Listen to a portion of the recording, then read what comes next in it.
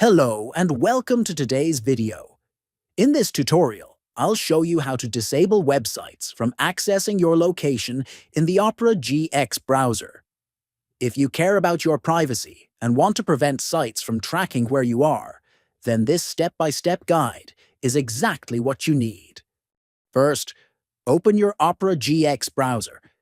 Next, look at the top left corner and click on the Opera icon. Then, from the drop-down menu, select Settings.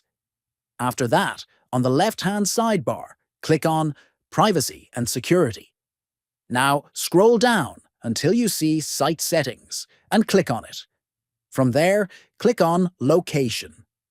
Finally, choose the option that says Don't allow sites to see your location. And that's it. You've now disabled location access for all sites in Opera GX. Thanks for watching. I hope this helped you protect your privacy while browsing. Make sure to subscribe for more useful browser and privacy tips, and let me know if you have any questions.